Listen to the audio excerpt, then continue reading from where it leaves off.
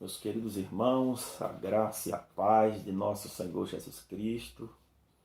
Aqui estamos mais uma vez para, junto, aprendermos da palavra de Deus. Né? Juntos aprendermos da palavra do Senhor. E dizer para os irmãos que eu estou aqui na qualidade de aluno para aprender. Né? Porque todo mundo que acha que não precisa de aprender, né? Na verdade não sabe de nada. Essa é a realidade. E como disse, né, Salomão, que quem acha que não... Eu penso assim, quem acha que não precisa de aprender já se estribou no seu próprio conhecimento. Se estriba no seu próprio conhecimento. Eu me recordo de uma palavra do saudoso pastor Antônio Gilberto, um grande teólogo, um mestre dos originais. Ele disse as seguintes palavras, que todo mestre que acha que não precisa de aprender se esvazia. Isso significa que todos nós precisamos de aprender. Não é? Então, o que é que ele quer dizer com isso? Que todo mestre que acha que já é o tal, ele vai perder até o que aprendeu. Paulo, em Romanos capítulo 12, versículo 3, ele diz assim: pela graça que me é dada, diga cada um dentre vós, que não saiba mais do que o que convém saber, mas saiba segundo a medida da fé que é repartida dentre vós. O que é que Paulo está querendo nos ensinar com isso? Né? Paulo, com estas palavras, já confronta alguém que acha que só ele é quem sabe e que ninguém mais sabe. Que acha que só ele é o dono da verdade e que ninguém mais sabe. Outra coisa interessante que Paulo nos ensina é termos um equilíbrio, né? A sermos equilibrados. E outro ponto importante é que Paulo nos está ajudando a termos a humildade de aprendermos uns com os outros. Humildade de aprender uns com os outros. Porque no seu contexto ele já vai dizer assim que nós somos um corpo composto por vários membros e que cada membro tem uma função diferente. Isso significa que nós somos um corpo, o corpo de Cristo. A igreja é um corpo. E que cada um tem uma função diferente. Né? Nós não vamos entrar nesse detalhe. Eu achei interessante uma certa reflexão. Um pregador chega numa igreja e o pastor ficou alegre com a chegada dele. E o pastor disse para aquele pregador: olha, hoje você é o pregador do culto. E ele disse: pastor, mas eu vim para ouvir. E o pastor falou para ele disse para ele a seguinte resposta: o retorno está bom. O nosso retorno aqui é bom. O que aprendemos com isso? Que até falando nós aprendemos, não é? Então, isso é muito importante, porque quando estamos falando, também estamos aprendendo com nós mesmos. Então, estamos aqui para aprender junto da palavra de Deus. Que até errando nós aprendemos, né? Às vezes cometemos um erro e lutamos para não errar mais no mesmo ponto que erramos. Mas eu quero agradecer a Deus por estar aqui mais uma vez, para assim nós aprendermos junto da palavra do Senhor, né? Agradecer pela sua bondade, pela sua infinita misericórdia, pelo seu muito amor com que nos amou, e aqui estamos seguros, sustentados pela graça de Deus. Louvar a Deus pela vida do nosso pastor presidente, pastor Aldair Gonçalves Dias, né? Dos vices que ali estão lhe ajudando, pastor William, pastor Antônio Bastos e os demais que lhe auxiliam. E assim, quero louvar a Deus também por a diretoria da nossa igreja, Assembleia de Deus Nova Aliança do Combinado, de todo o ministério e de toda a igreja, né? Que a graça e a bondade de Deus seja sobre a nossa vida. Aqui estamos para falar um pouquinho, meus queridos irmãos, da nossa aula, né, de Escola Bíblica Dominical. Estamos falando da segunda aula, né, falar da nossa segunda aula, que tem por título Eleição e Predestinação. Um assunto muito importante. Né? Eleição e predestinação. São assuntos importantes, né, para a salvação. Eu achei interessante que um dos escritores, um grande escritor, Douglas Batista, um grande teólogo, em um dos seus livros, publicado pela CPAD, ele diz algo interessante. Ele diz assim: eleição e predestinação são termos importantes na compreensão da doutrina da salvação. O pastor William, em uma de suas palavras, ele falou um pouco sobre esse título, doutrina da salvação, que é o título da nossa lição. Isso aqui, no seu sentido teológico, se trata de soteriologia. O que é soteriologia? Soteriologia trata especificamente, ou fala especificamente, doutrina da salvação. Isso é muito importante, né? Então é nesse tema, ou nessa temática, que eu vou me estudar durante 3 meses, sobre soteriologia, doutrina da salvação. Então Deus continue abençoando o pastor William, né? Então, nós vamos aprender. Então temos a eleição e predestinação, são termos importantes para a compreensão da doutrina da salvação, como disse Douglas Batista. Então é muito importante, né? Isso faz parte, eleição e predestinação. Louvar a Deus pela vida do nosso comentarista, professor Lorival, que comentou o 2º trimestre, e que Deus continue abençoando e dando graça e sabedoria para que continue comentando mais lições para o nosso aprendizado. Então vamos aqui tomar como base o texto áureo. E aos que predestinou, a esses também o chamou.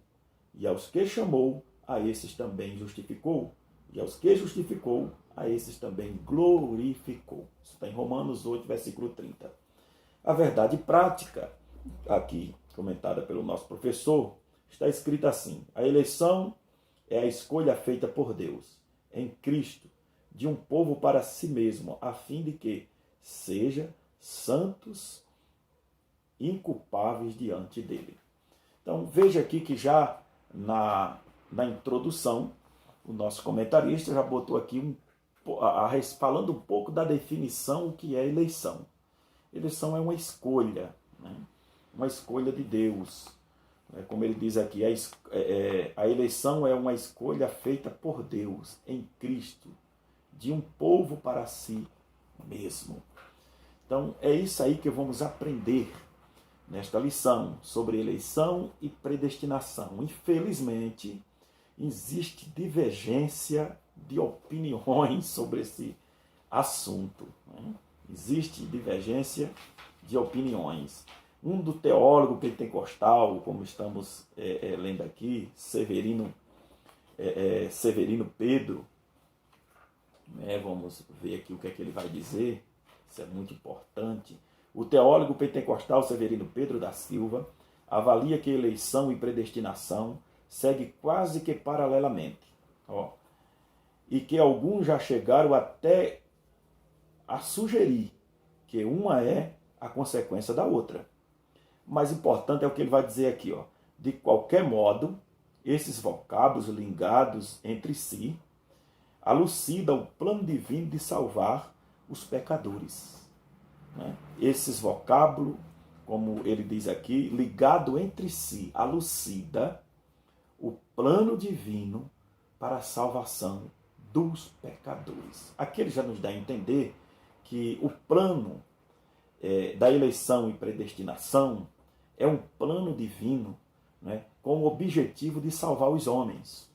Isso, quando eu falo os homens, eu já englobo toda a humanidade, porque Deus não morreu, podemos dizer assim, pelo grupo seleto de pessoas. Cristo não morreu pelo grupo seleto de pessoas, como diz a ideia calvinística.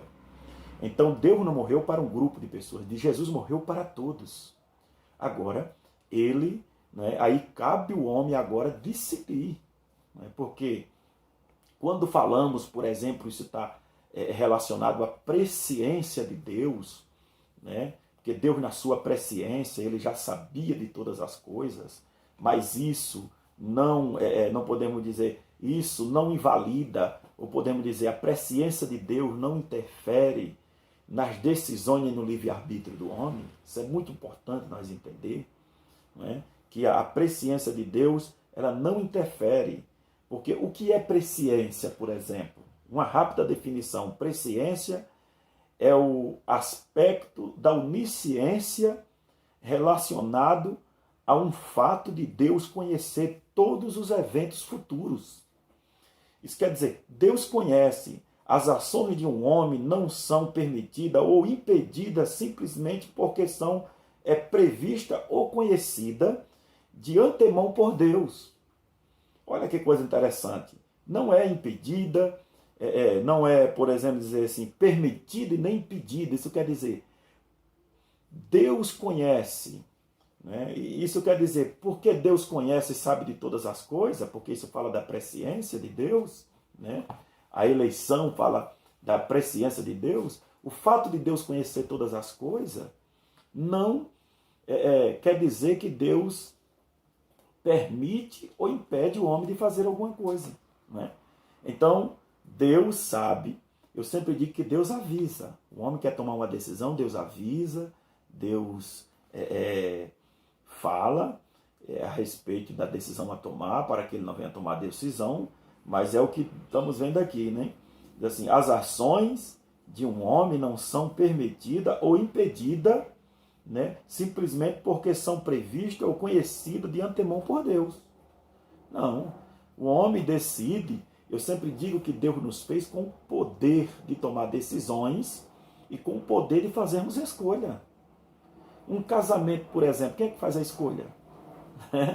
Olha só, isso é muito interessante. Deus deixou para o homem escolher.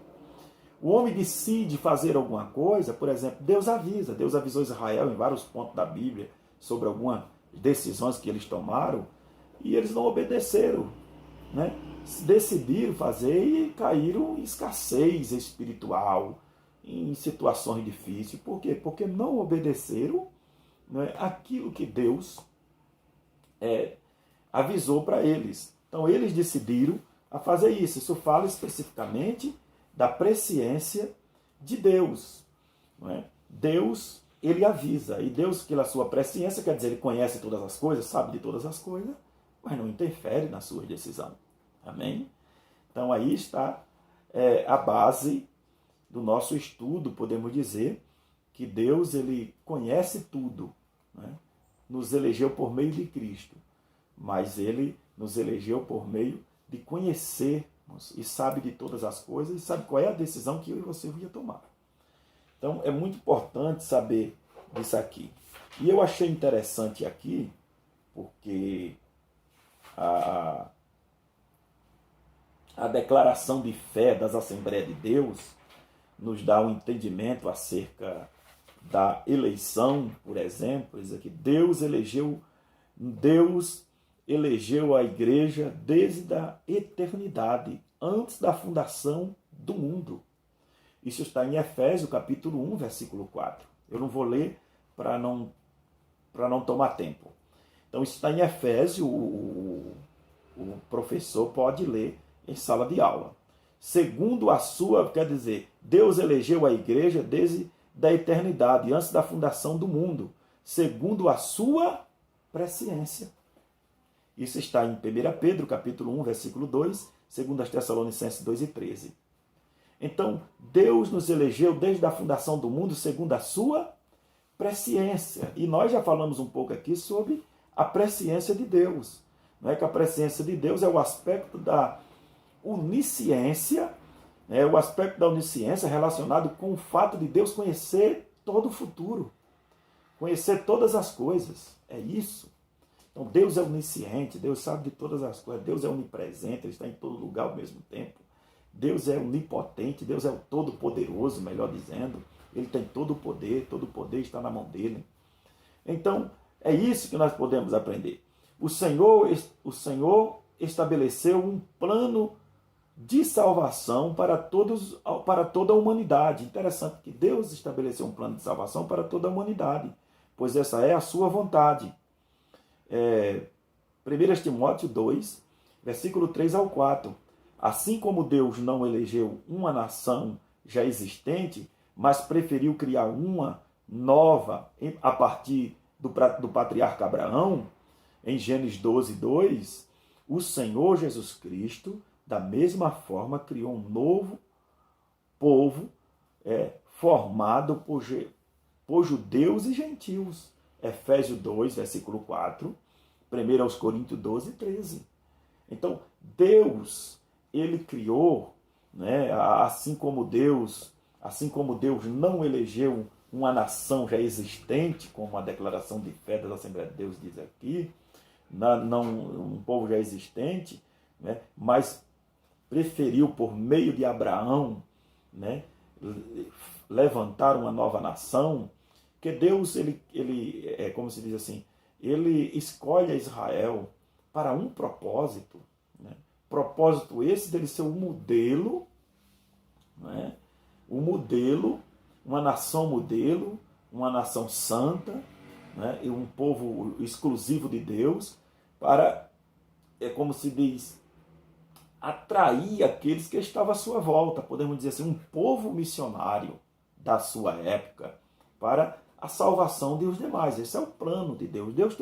Deus tem um plano específico para o seu povo. Então a eleição aqui, podemos dizer que tem um plano específico. O Senhor Jesus Cristo, da mesma forma, criou um novo povo, formado por judeus e gentios. Isso está em Efésios 2 e 4, 1 Coríntios 12, versículo número 13. Então aqui nós vamos aprendendo. Então vamos ter uma rápida definição, por exemplo, que é eleição. O professor botou aqui na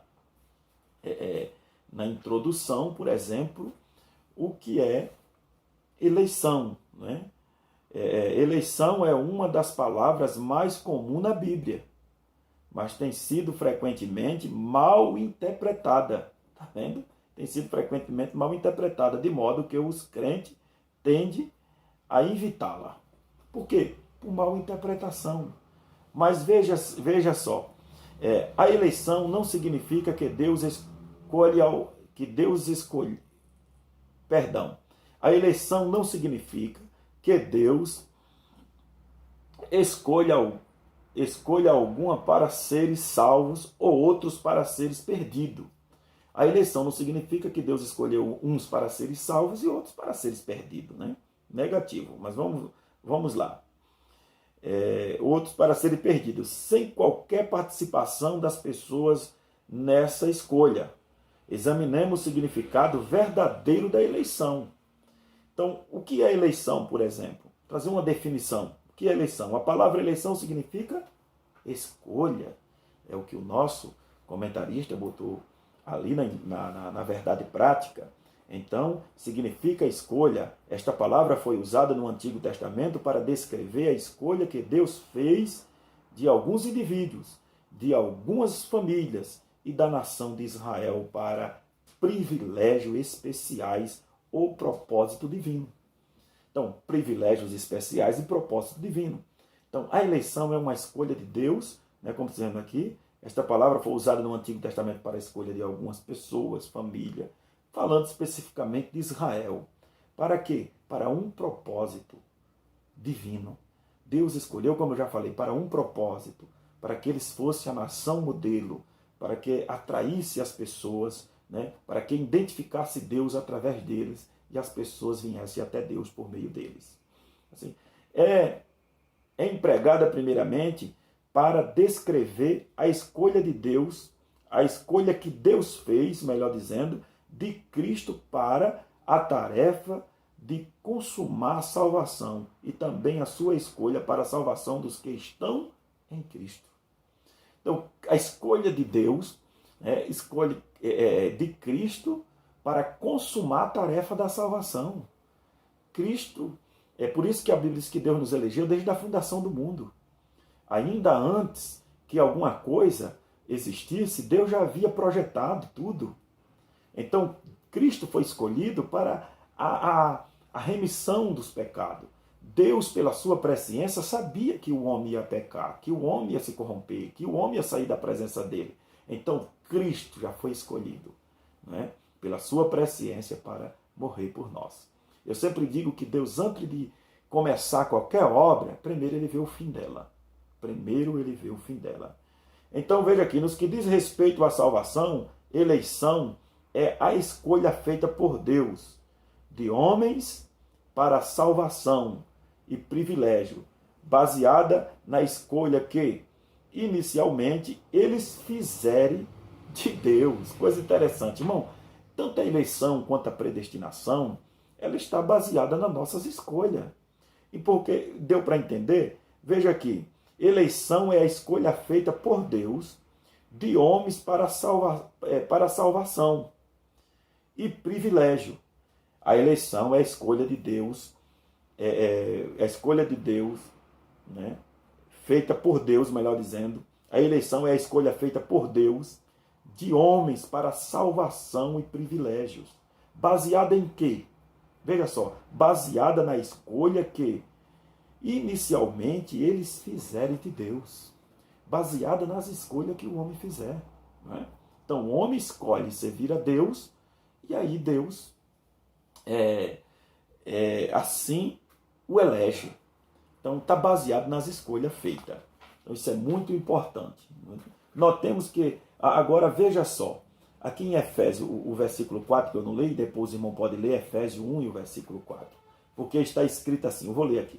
Assim como nós escolheu nele, antes da fundação do mundo, para sermos santos e irrepreensíveis perante ele em amor. Então Deus nos escolheu para sermos santos, né, desde a fundação do mundo. Então Deus nos escolheu com um propósito.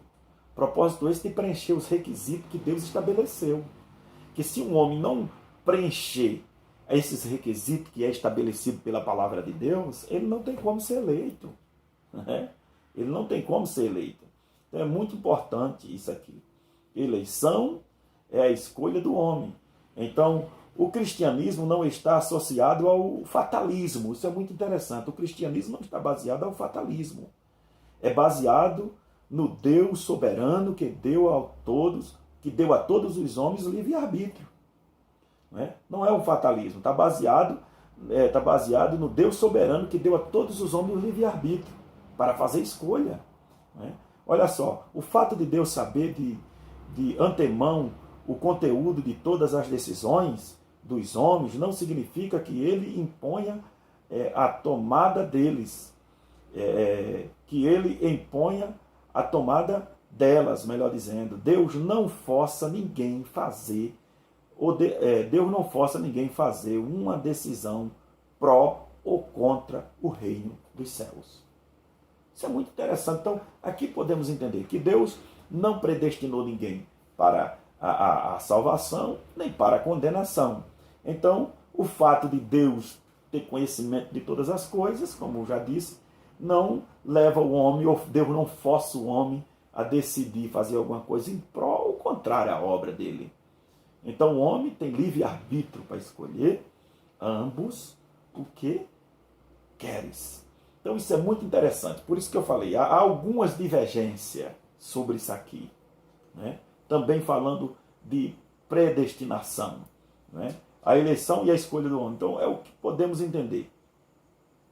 Além disto, a Bíblia ensina que a eleição tem origem na fidelidade do homem. Olha só, tem origem na fidelidade do homem, em permanecer em Cristo. É, portanto, um privilégio que pode ser perdido. Pedro admoestou os irmãos a tornarem sua eleição mais segura, a fim de não caírem. Então, além disto, a Bíblia ensina que a eleição tem origem na fidelidade humana. A eleição tem origem de quê? Nós vamos ser verdadeiramente eleitos quando chegamos no fim. É aqueles que perseveraram até o fim. Por quê? Porque o sentido de sermos eleitos aqui não nos leva à garantia, como diz os calvinistas, que já estamos salvos, uma vez salvo, para sempre salvo. Negativo. Ele diz aqui, tem possibilidade de perder a salvação. Né? Tem possibilidade de cair. Então o apóstolo Pedro, em 2 Pedro, na sua segunda epístola, no capítulo 1, versículo 10, ele vai dizer assim, por isso, irmãos, procurai com diligência cada vez mais, né, confirmar a vossa vocação e eleição, porquanto precedendo assim, não tropeçareis em tempo algum. Então Pedro vai dizer assim que tomemos cuidado, não é? Pedro admoestou os irmãos a tornarem suas eleições seguras, a fim de não caírem. Então o segredo aqui, né, como eu falei para os irmãos, a eleição está baseada, a Bíblia ensina que a eleição tem origem na nossa fidelidade com Deus. Então não venha com essa que, não, uma vez salvo, para sempre salvo. Não existe isso. Né? Então, para sempre salvo, a doutrina da eleição aqui está baseada na nossa fidelidade com Deus. Permanecermos firmes, né? Permanecermos a cada dia na presença de Deus e não deixar que o pecado nos tire da presença dele, porque senão perdemos essa eleição, não vamos ser eleitos. Né? Então é muito importante isso aqui. Glória seja dado o nome de Jesus Cristo. Eleitos em Cristo. Tinha muitas outras coisas aqui para falar, mas nós vamos resumir. Né? E aqui falando um pouco sobre a predestinação. Né? Falando um pouco sobre a predestinação. Então, há divergência de pensamento de algumas pessoas. Né? Por exemplo, o teólogo Severino Pedro, ele destaca aqui algumas pessoas que eles vão por outra linha de pensamento. Por exemplo, os pelagianos, os semi-pelagianos, os arminianismo, os arminianos, arminianos, os arminianistas, melhor dizendo, e os calvinistas. Né? É bom entender isso aqui.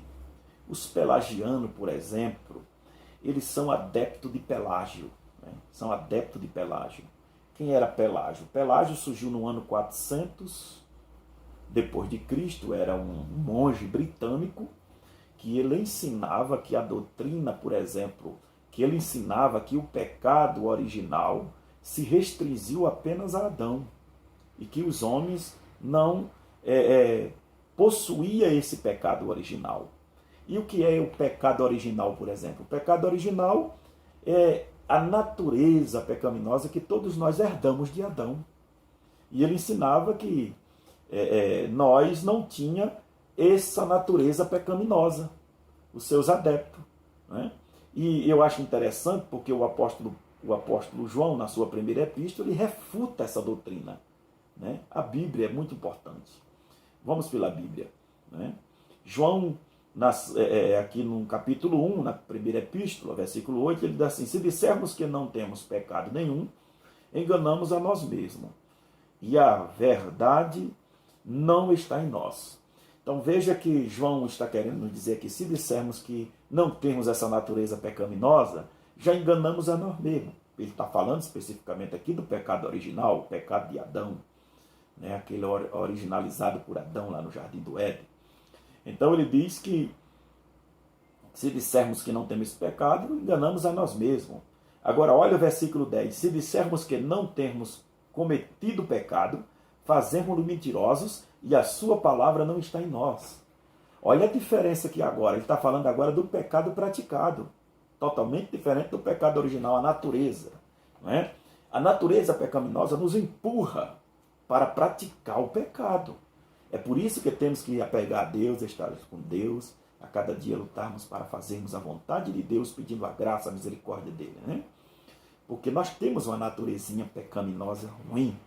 Então, observe que Gálatas, capítulo de número 5, versículo 16, o apóstolo Paulo diz assim: andai em espírito e não cumprirei a concupiscência da carne. Versículo 17, ele diz assim: porque o espírito cobiça contra a carne contra o espírito, e elas se opõem um ao outro para que não faça ambos o que queres. Então, isso aí. Então, só para nós ter uma ideia. Então, aqui já observamos que no versículo 8 diz assim, que se dissermos que não temos pecado, enganamos a nós mesmos. Então, Pelágio já vivia enganado, né? Infelizmente já vivia enganado. E tinha os semi-pelagianos. O semi-pelagiano era aquele que discordava de Pelágio parcialmente. Né? Que ele já acreditava que, podemos dizer, acreditava que o homem continha essa natureza pecaminosa, mas que o homem era o verdadeiro agente da salvação. Então já ia também na contramão, né? Existia vamos dizer aqui, os arminianos, que ensina que Deus que inicia o processo da salvação e que o homem responde a Deus. É nessa linha que nós estamos aprendendo sobre a eleição e a predestinação, né? Que Deus é quem faz todo o papel e a gente apenas o responde. Quer dizer, essa é a linha mais correta, embasada na Bíblia Sagrada, a palavra de Deus. Mas existiam os calvinistas, né? Os calvinistas são aqueles que diz assim, que Deus morreu para um grupo seleto de pessoas, que Deus destinou uns para o céu e outros para o inferno. Mas diante do que nós aprendemos aqui sobre a presciência de Deus, sobre a eleição, já deu para nós entender que já refuta totalmente os ensinamentos de Calvino, né? Então nós vamos aqui. Definição da predestinação. Veja aqui, antes de estudarmos o que a predestinação